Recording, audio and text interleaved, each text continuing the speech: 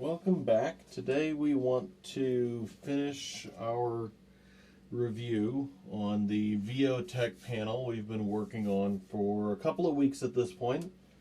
That is the Viotek GFV24C, which is this lovely 24-inch full HD vertical alignment panel.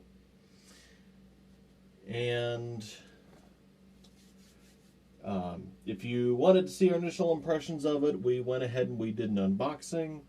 I'm going to be touching on it here, but if you want to see some full game footage that was played with it, there'll be a link to the stream that Jordan Squibb, an associate of ours, did specifically to showcase this panel. And we'll have some input from Jordan as well in this review in just a few minutes.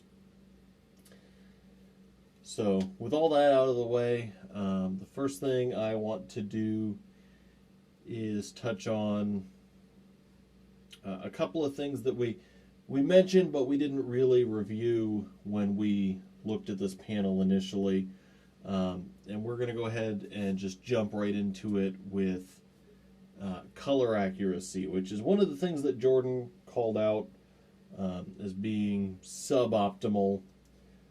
And I think the problem there will be that I had already calibrated this panel before I sent it off, and without the ICP profile out of my laptop, the panel is going to look strange because I've adjusted things in hardware and software to communicate with each other.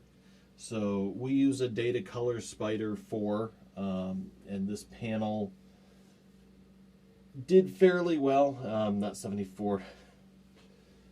And this panel did fairly well. I know that 74 number doesn't look great. That's because that's relative to the color space you're looking at, which at 94% of sRGB, the panel does very well, although we don't stand up to the Adobe RGB gamut, which would be your target if you were purchasing a panel specifically for video or photo editing.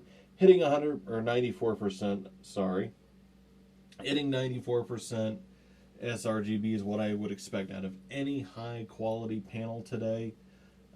So to see that here is excellent. As far as color is concerned, and I'm hoping that this comes through well, I know my studio lighting's reflecting off the panel some. As far as color is concerned, everything looks fantastic when I bring up a nice test pattern here that is post-calibration. Using the factory defaults, the panel looked good. Calibrating it, it looks better. As far as why would you calibrate a panel, the scenarios that you would spend the money on a color calibrator like this one, which you can pick up probably a Spider 5 these days relatively inexpensively. In fact, let's just bring up a couple of calibrators. So, of course, they've all gone off. Alright, so you can get the X-Rite monkeys for $100. The Data Color, which is what we're using, the Spider Pro runs $170. You can also rent these. You can also buy older models if you look around. But anyway, we're not reviewing the color calibrator itself. We're reviewing the panel. And as for why you would calibrate a panel, there's a couple of reasons. In my experience, anytime you have a multi-monitor array, so that's 2 or more panels, excellent example, my desk, I have 3 panels in a portrait or landscape portrait, and although they're all Dells, they all looked different when they were put down, even though the portrait panels are the same model. The same thing would happen if I had 3 or 4 of these Vioteks. Each one would leave the factory with a slightly different color profile out of the gate, just due to manufacturing tolerance. And unless you spend thousands of dollars, on the panel, you don't get one that's calibrated to a set standard every time it leaves the factory. So that's one of the reasons you would calibrate, is just consistency across a multi-monitor array. You would also calibrate them if you're doing color-sensitive work. So photo and video editing. I'm going to go and sit and edit this footage, and I have two different cameras recording it, and I want to make that footage look the same. So I'm going to end up having to adjust the colors on that potentially. And doing that without the monitor set to a known point is going to mean that if I edit that there and I bring it in on my ThinkPad here and I make more changes or just look at what I've edited out there, I'm going to get a different result. Now I've calibrated my ThinkPad, I've calibrated my desktop, so this is all going to look the same, and theoretically to any person out there who views this on a calibrated screen, they'll see exactly what I saw. Now I calibrated everything and I'm going to be editing with sRGB as my target, so it should look good, although not identical, for anyone consuming this on a standard panel.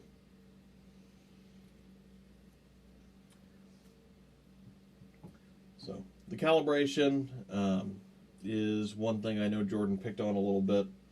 I'm going to give the panel a pass since I think that was my doing, not Viotek's out of the gate.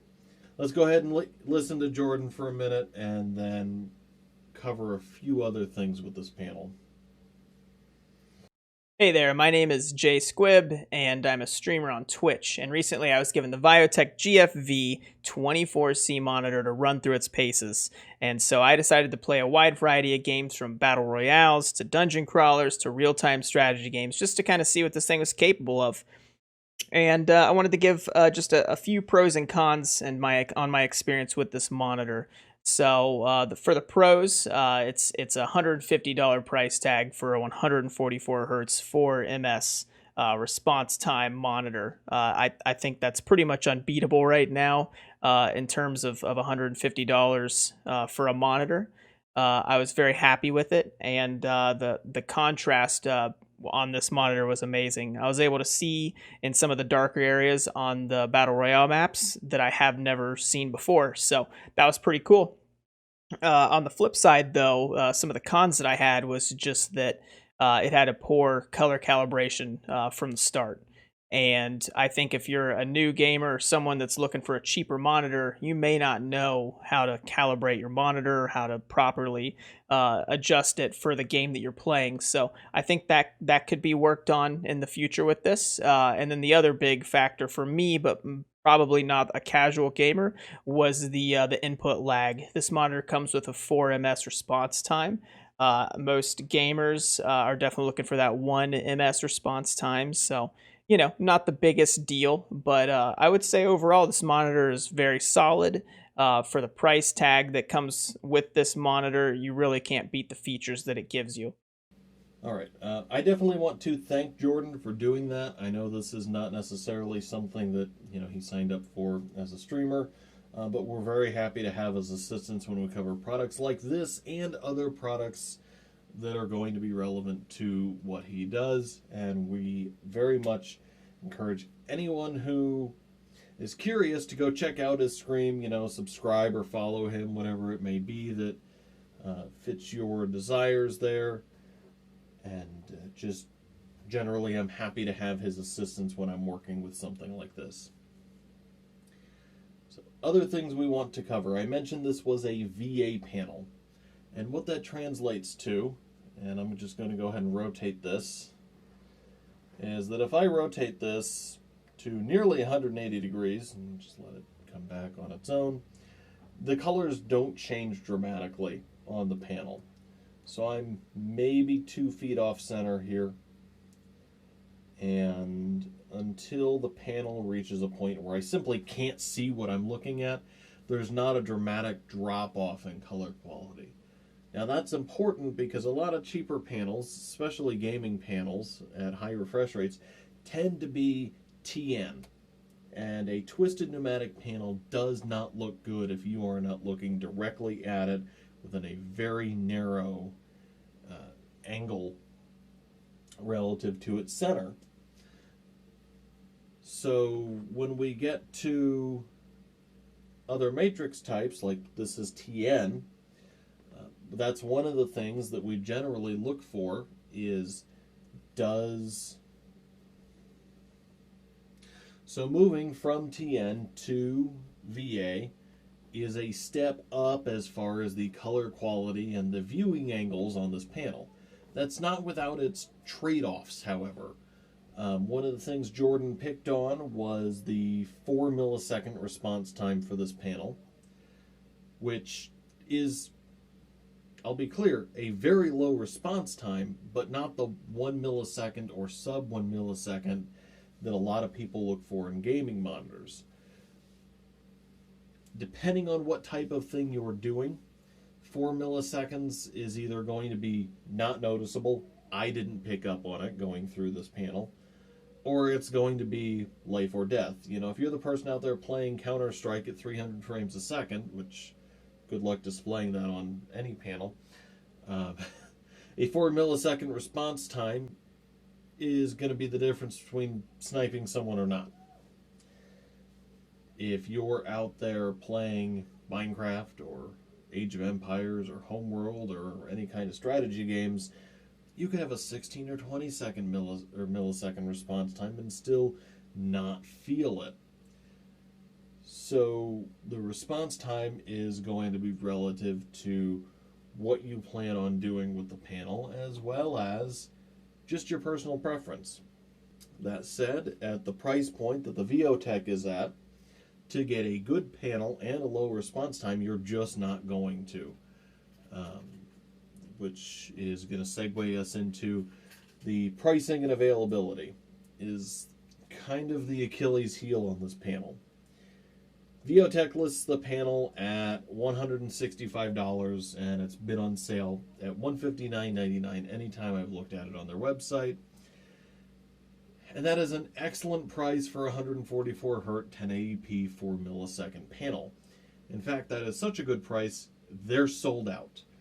Part of that is just the ongoing manufacturing difficulties and lack of availability of things, thanks to the health crisis that's ongoing.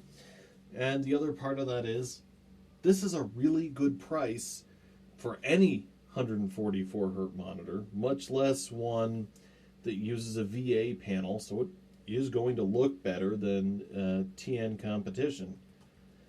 In fact, if I just take a real quick peek here, so if I take a real quick peek at Newegg and say that I want an LCD panel 144 Hertz, the cheapest panels are from companies I've not heard of before.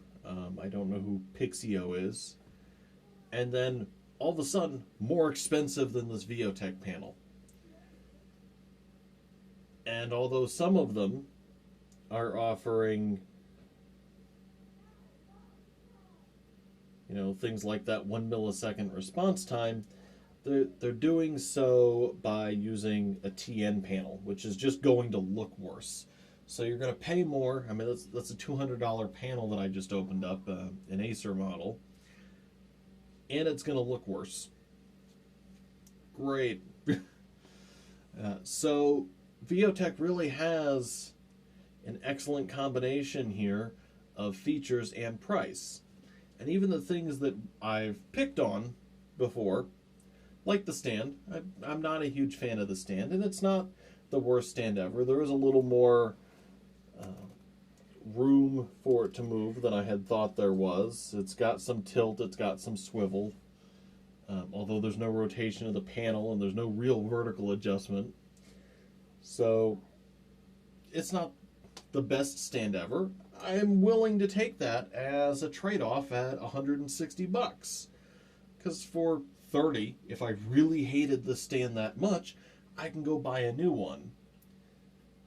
I can't replace the panel, which is where it's very clear that every single bit of manufacturing went into, as far as costs are concerned, without just buying another monitor. So I'd rather have a stand that I can replace and works, it's just not my favorite, than a bad screen with an excellent stand. Since we mentioned the panel itself directly, I do want to comment on power usage. Right now, showing the full color array that's on it, it's using about 18.5, 18.4. Yeah, 18.5 watts. I've got a kilowatt meter plugged in to the power strip there. I have seen it run as high as 25 or 26 watts when I was running through the gaming PC that we've been working on building. And I saw that, under full load with variable refresh running at games that were pushing it towards 144 hertz, and I think I had the brightness turned up a little bit.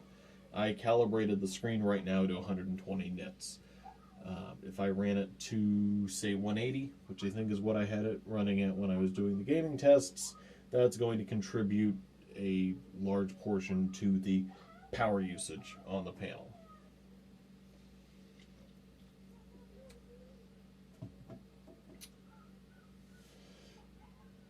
So all of that said, we've got an attractive package.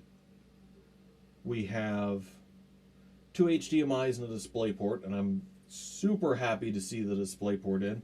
I really don't like HDMI due to the lack of a locking connector, and things like mini HDMI are just terrible little connectors. Mini DisplayPort, not so bad.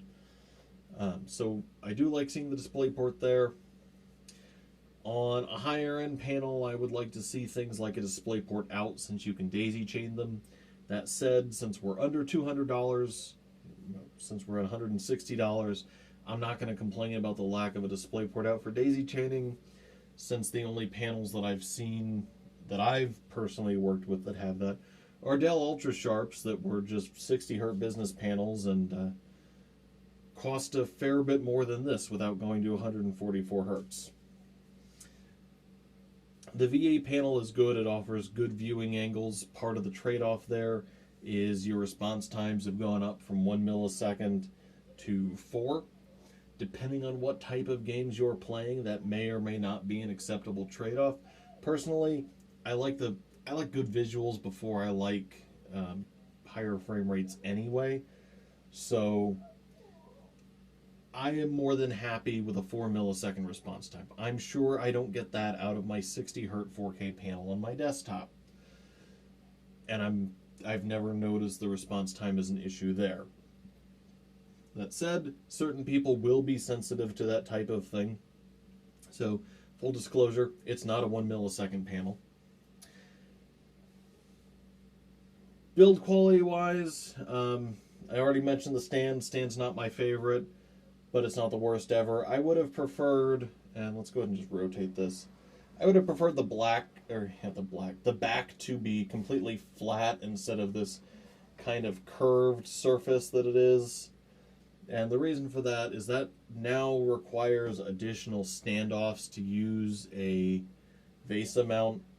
I would have liked to have seen this just made completely flat. Probably could have saved them a few pennies there for not having to include the standoffs, not having to make a curved piece of material. It could have just been a flat one. And the additional thickness there would have been a non-issue. No one but a few people would have nitpicked about an extra 1/8 of an inch in the panel thickness.